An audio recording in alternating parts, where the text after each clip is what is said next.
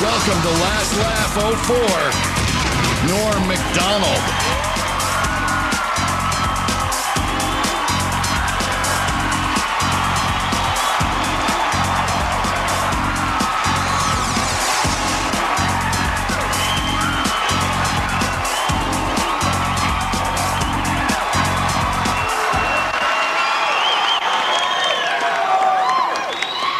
Well, we're here to look back on the year that was and all the different crazy things that happened during the year.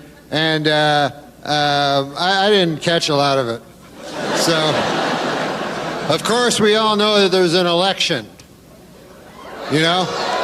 Big election. And it was a very important election. It was probably our most important election. And people had very strong opinions on the election. You know, some people had very strong opinions one way, and other people had strong opinions the other way. And I didn't have any opinions at all. I don't have really any opinions on anything. Like, you ever watch the CNN, and they'll have the polls, you know, and it'll be like, what do you think about embryonic stem cell research? And then it'll be like, see, there you go. It'll be like 52% yes, 46% no, 6% I don't know. See? And that's me. I don't know.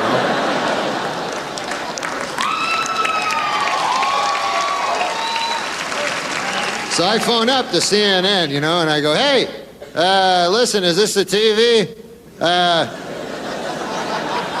Yeah, that question you asked about the embryonic stem cell research?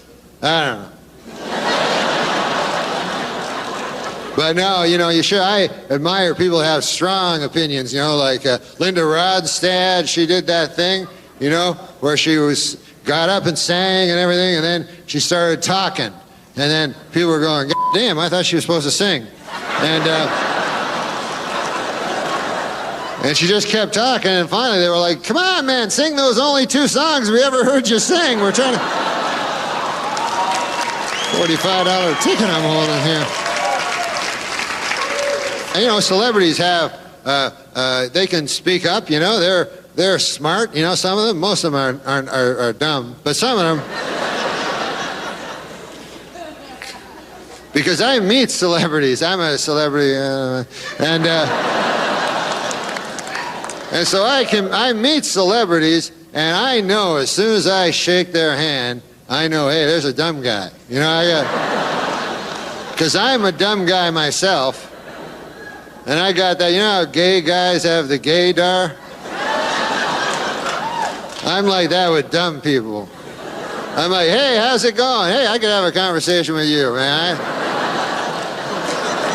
So at the end of the election, you know, it was trouble for both candidates because they had the undecideds like me, didn't know. And so they were trying their hardest to get us to know, but, you know, we were all dumb. We didn't know.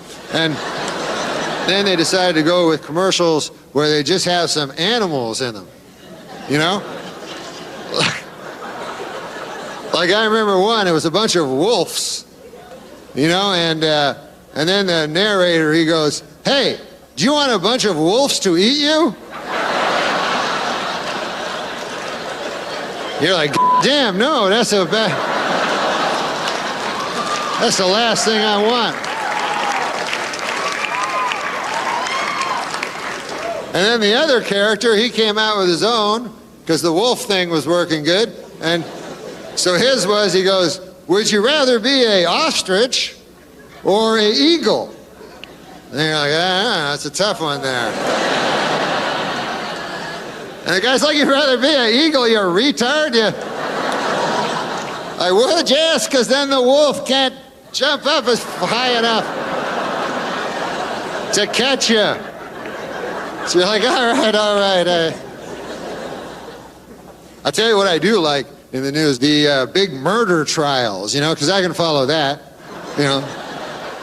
And now we have the greatest one that's coming up, you know, because it's the best when celebrities are up for murder, because then you know the guy, you know. And so, right? So they selected the jurors for the Robert Blake trial, so that will move on, and I'm happy about that because I love Robert Blake. Ever since I was a kid, watched him. Beretta, my favorite show. God damn, that was a good show. I will say one thing about Robert Blake. The guy appears to have not the greatest alibi I have ever heard. Seems to be a relatively weak alibi to me. You know, and I'm no jurisprudence, you know, I don't know. But this is his alibi as far as I can figure it out. He goes, it couldn't have been me who shot my wife in the secluded area over by the side of the ditch. On account I have an alibi. Oh, where were you? I had to go back to the restaurant. I forgot my gun.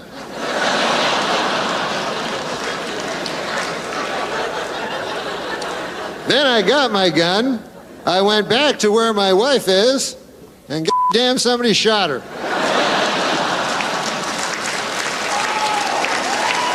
Now, so I don't know what alibis he discarded before he decided to go with that one, but...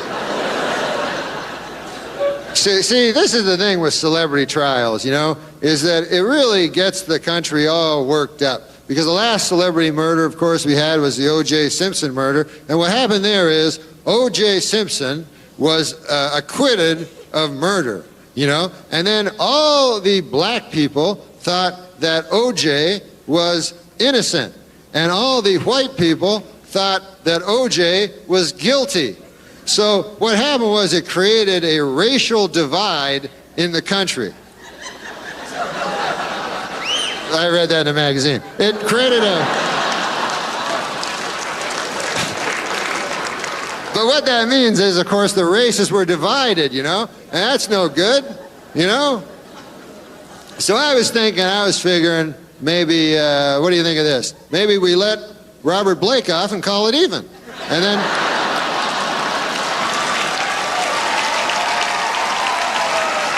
All right, folks. Well, God bless you all, and God bless America.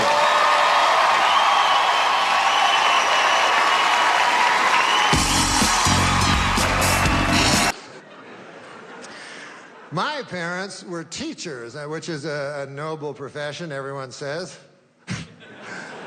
They're fine people, but you know what's weird? They all say teachers are the real heroes. My folks, not heroic at all. And as a matter of fact, I have never met a teacher that showed any heroism. And I've known a lot of teachers because I was a student for years and years. And never once did I go, hey, Barney, man, I was just looking at old man Abernathy, you know, the way he's erasing that chalk on the chalkboard, where he put the chalk earlier. And I was thinking, he cuts a heroic figure, doesn't he? No, me neither. I didn't think that either. I just heard that somewhere. And it's not that hard a job when you think about it, you know what I mean?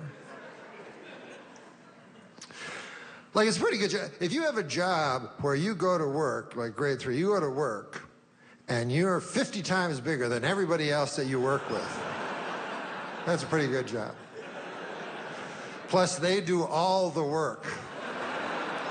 You do nothing. That's... How about the students? How about giving some of them a heroism? You know, the 5-year-olds that are working for free. And what do you need, really, to be a teacher anyway? What's the, you know, qualifications? Let's say you're teaching a 3rd grade. What do you need? A 4th grade education. Really? Anything above that, you're overqualified, really, you know? I don't like school. I like before school. Man, do you remember that? Before you had to go to school. Man, that was the greatest time ever. I'll never forget. Those were my finest days, man. I love them so much. I remember, like, I'd go over to Sean Kay's house, and I'd have a stick, and that'd be the whole day. I go, Sean, I got a stick. He'd go, God damn, we go play. It was so much fun. And then one day, suddenly I'm in school. They're dragging me in. I remember there were tears, and I'm like, what the fuck? And there were these windows that made you'd look out the window, and sometimes you'd see the stick, you know? And you go, God damn, do these people's cruelty know no offense?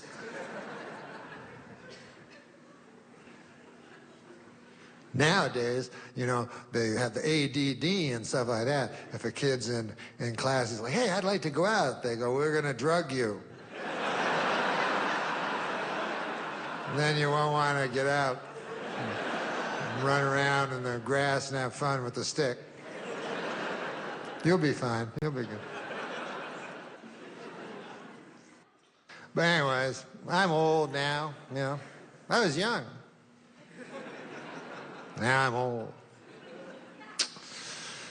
Yep.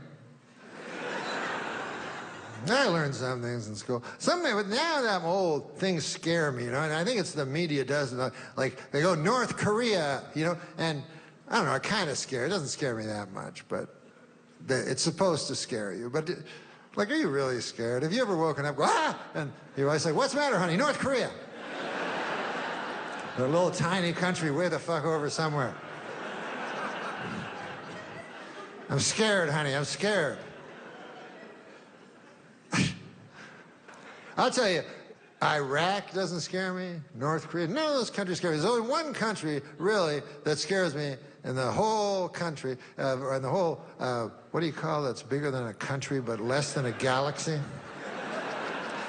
Earth. The entire Earth, there's only one country that frightens me, and it's the country of Germany. I don't know if you guys are students of history or not, but for those of you who aren't, Germany, in the previous century, of the early part, they decided to go to war. And who did they choose to go to war with? The world.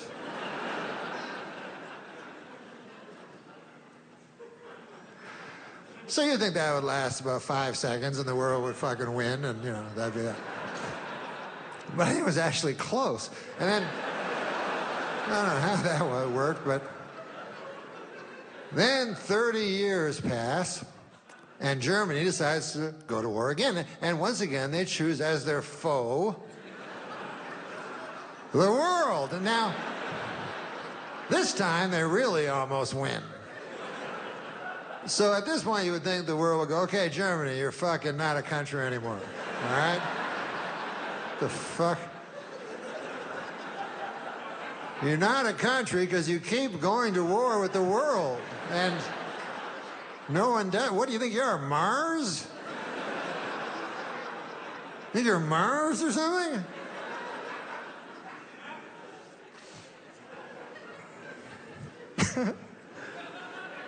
But it's fun to get old, you know?